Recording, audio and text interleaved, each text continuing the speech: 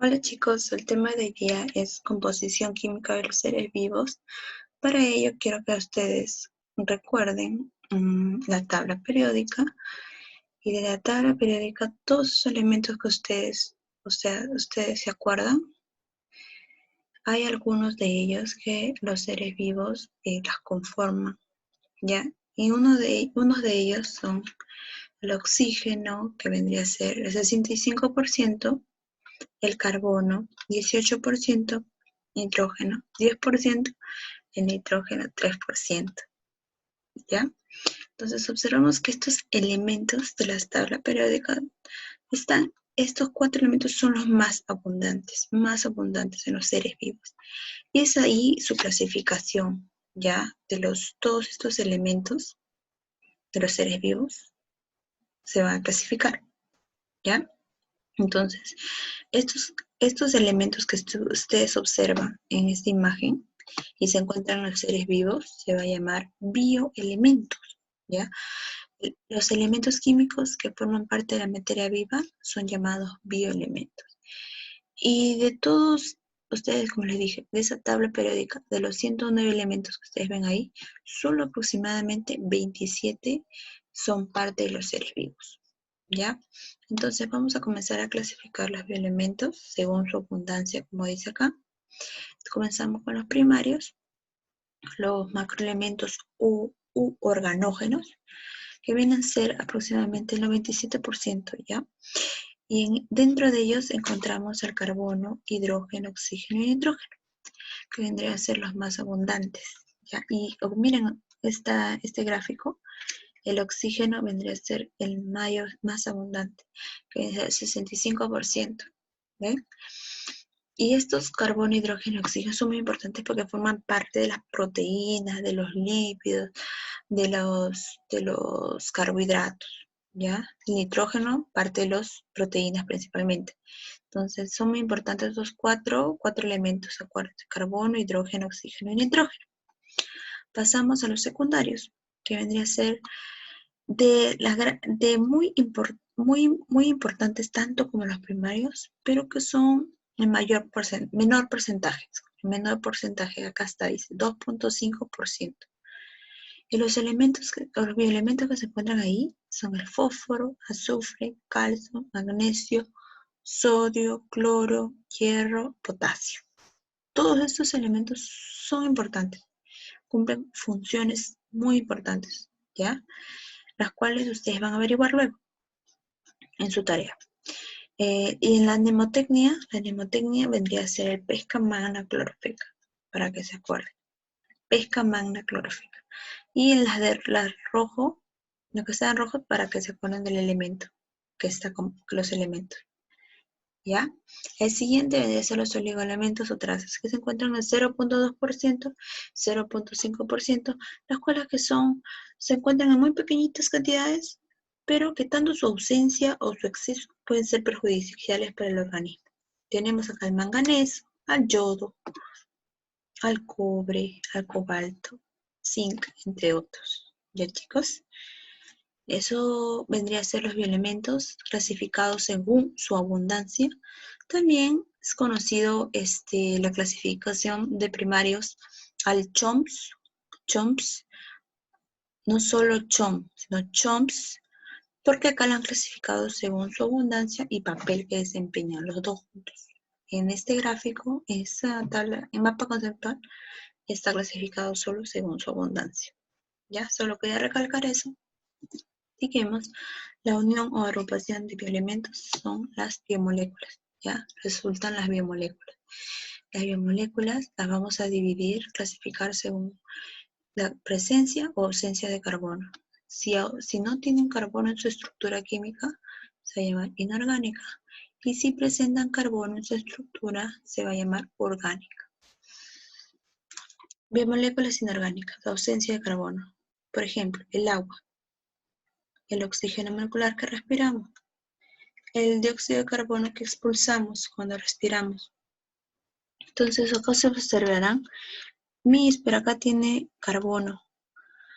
Sí, pero esa es la excepción, chicos. Esta es la excepción, el dióxido de carbono. ¿Ya? la excepción. Ahora acá tenemos moléculas orgánicas. Las moléculas orgánicas presentan carbono. Tenemos a los glúcidos, que vendrían a ser los azúcares, las harinas, el pan, ¿ya? Esos son glúcidos, carbohidratos. Lípidos, los aceites, proteínas, el huevo, la carne, esos tienen proteínas en la carne, en el huevo, ¿ya? Y los ácidos nucleicos también, forman parte de nuestro ADN y nuestra información genética. Es una biomolécula orgánica, el ácido nucleico. Comenzamos con la biomolécula inorgánica. La más abundante en todos los seres vivos es el agua. El agua es el componente mayoritario de los seres vivos. Acá, y acá también podemos observar que es también el componente mayoritario en la Tierra. De todo el agua, observamos que el 97% de todo el agua que hay en la Tierra es salada. Y el otro 3% es agua dulce. Y de toda esta agua dulce, la mayoría está en agua congelada. Y después viene que están en agua subterránea. Y al último están en agua dulce superficial. De esta agua dulce superficial es la que podemos justo consumir. Entonces vemos que es un menor porcentaje. Y dentro de esta agua dulce superficial están las aguas de los lagos, del suelo, de los ríos, del agua atmosférica que está en el vapor, en el aire que está en vapor. Y acá también está el agua en los organismos. Y de eso nos vamos a enfocar, el agua en los organismos. Y como dije anteriormente, es el componente mayoritario en los seres vivos. Y observamos acá en la medusa, que su cuerpo está formado en un 99% de agua. Los peces están compuestos por 80% de agua. Miren, y otros animales en general, entre el 60 y 90% de su cuerpo está compuesto por agua. Y los seres humanos alrededor del 60-70%. ¿Ven cuán importante es este agua? El agua tiene muchas funciones, las cuales recaen mucho o se deben a sus propiedades químicas. La molécula de agua está compuesta por 2 átomos de hidrógeno y 1 de oxígeno. ¿Ya? Y esta molécula de oxígeno tiene una capacidad muy peculiar. Le gusta atraer electrones. Cuando le trae electrones y los electrones vienen, se va a cargar negativamente. ¿Ya? Se va a cargar negativamente. Y los hidrógenos tienden a perder, porque él se los ha llevado, el oxígeno se los ha llevado, y el hidrógeno pierde más, ¿ya? Entonces, el hidrógeno se carga positivamente y el oxígeno negativamente.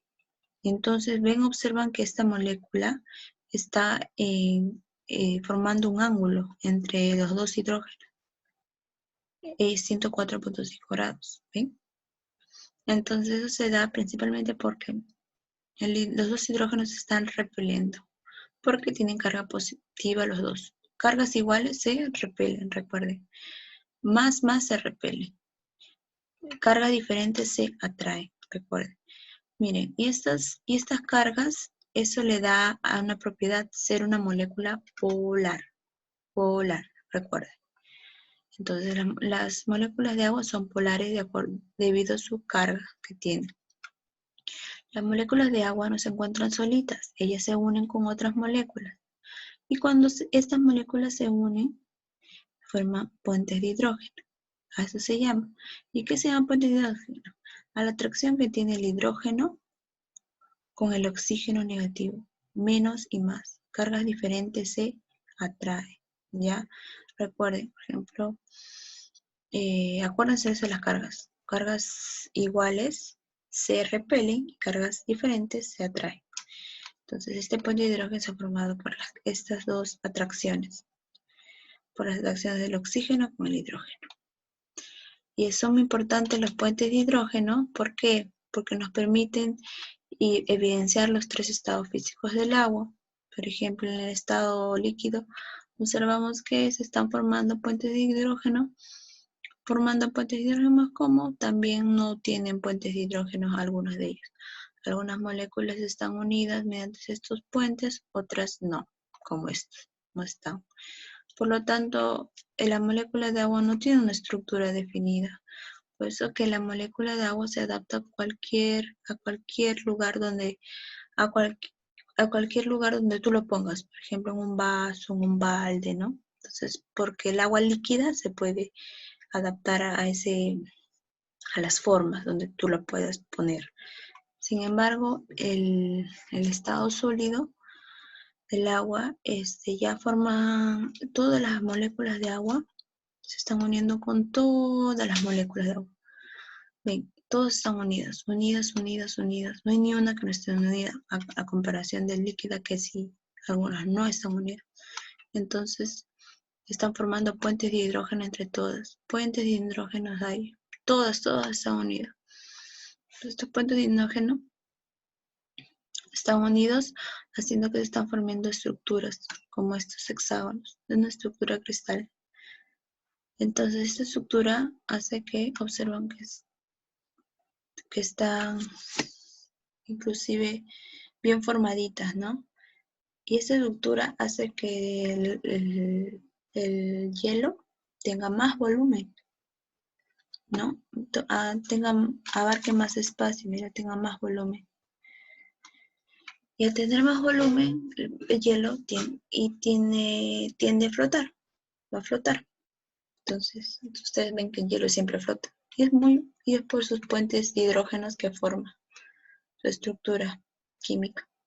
Ahora, estado gaseoso, observamos que no hay puentes de hidrógeno. No hay puentes de hidrógeno entre moléculas de agua. Están yendo cada uno por su camino. Después, otra importancia de puentes de hidrógeno es en la tensión superficial. No sé si ustedes alguna vez han visto en un charco de agua, en una laguna, algún insecto que se posa. Entonces, cuando eso pasa es porque básicamente el agua, las fuerzas que unen el agua, que son las fuerzas del enlace puente de hidrógeno entre una a otra, hace que esa fuerza soporte al insecto, y el insecto no se hunda, ¿no? Muy importante de los puentes de hidrógeno del agua. Observan tanto su estado físico como en la tensión superficial, que le ayuda a algunos insectos, que le ayuda a los insectos a poder pararse. ¿Ya?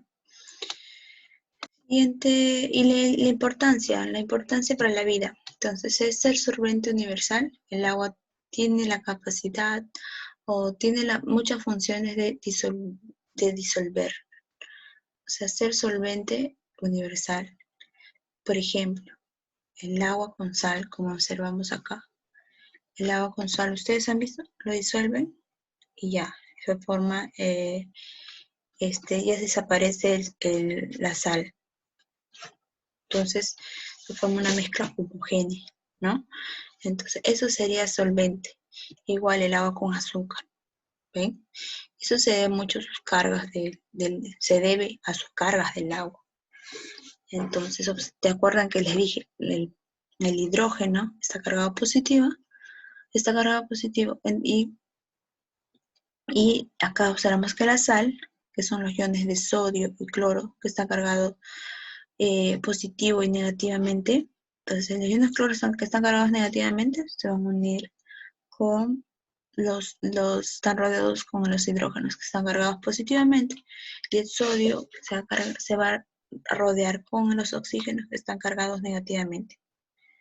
Ahí eso, a nivel químico, ustedes están viendo que se está disolviendo, ¿ya? Por eso se llama solvente universal.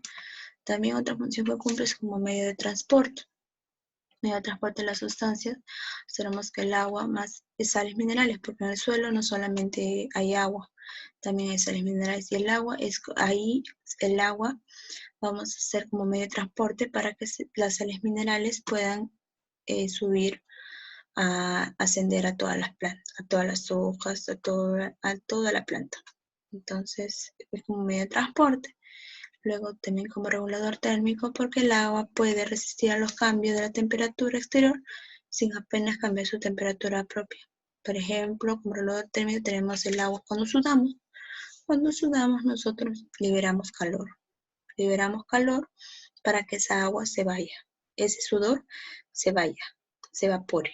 Entonces al liberar ese calor, nosotros nos refrescamos. Regulador térmico. Siguiente biomolécula inorgánica vendría a ser el oxígeno molecular. El oxígeno molecular se forma por la unión de dos átomos de oxígeno, como observamos acá, y forman un doble enlace. Su símbolo molecular es O2. Este O2 se produce en las plantas y en las algas, en el proceso de fotosíntesis. Y este oxígeno es el aire que respiramos. La siguiente biomolécula inorgánica es el dióxido de carbono, las cuales es su símbolo molecular CO2, tiene una geometría plana, ¿no? Observan acá. ¿Y dónde podemos encontrar el dióxido de carbono? El dióxido de carbono lo encontramos cuando oxidamos compuestos orgánicos, como el ejemplo la glucosa. Acá tenemos la glucosa en la respiración, en la mitocondria. La glucosa que se obtiene a partir de un carbohidrato, por ejemplo un pan, comes, se va a degradar hasta algo mínimo, sería la glucosa, y esta glucosa va a entrar recién a tu célula, esta célula y luego esta glucosa va a entrar a tu mitocondria. Es ahí donde ocurre un proceso llamado respiración. Cuando ocurre esto, se libera CO2, ¿observan? Y otras cosas más, agua. Entonces, ven que el CO2 es liberado de acá. Entonces, cuando se oxida esto, pues dice oxidación de compuestos orgánicos, oxidación de la glucosa. Esto es un compuesto orgánico. Se oxida, genera CO2. También se origina la combustión de sustancias que contengan carbono, como el petróleo, carbono, madera. También esto es importante porque es indispensable en las plantas para la síntesis de moléculas orgánicas, como la glucosa, ¿no? Y eso se realiza a través de la fotosíntesis. Las sales minerales, chicos, son importantes también. Están dentro de este grupo de moléculas inorgánicas. Entonces, estas biomoléculas son de fácil ionización en presencia de agua, ¿ya? Es por eso que se pueden encontrar tanto en precipitadas como disueltas o solubles.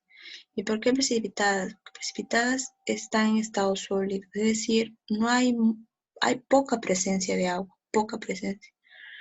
Y en cada disuelto o soluble hay presencia de agua, por eso se forman iones. Comenzamos con las precipitadas. Están en estado sólido y cumplen una función estructural, por ejemplo, de huesos en los vertebrados y las conchas de los caracoles. Ahí se encuentran esas sales minerales. Recuerden, estructural en los huesos y las conchas de caracoles. Y disueltas o solubles se encuentran cuando se forman iones. ¿Y a qué me refiero a formación de iones? Cuando son elementos o moléculas que están cargadas, tanto positivo como negativamente. A los que están cargados positivo vamos a llamarles cationes. Y a los que están cargados negativos se llaman aniones. Aniones, aniones, N con N, aniones. Ya, recuérdense. Y dentro de los aniones más importantes están el sulfato, el bicarbonato, el fosfato, el nitrato y cloruro, que están cargados negativamente como observan acá. Y los cationes están el sodio, el potasio, el calcio y el magnesio, que están cargados positivamente, cationes. ¿Ya? Eso es todo, chicos. Espero hayan entendido. Hasta luego.